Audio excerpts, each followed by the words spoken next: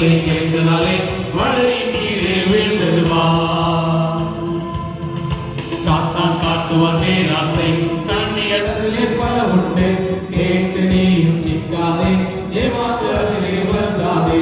சாத்தான் காட்டுவான் பேராசை, கண்ணியடத்திலே பல உண்டு.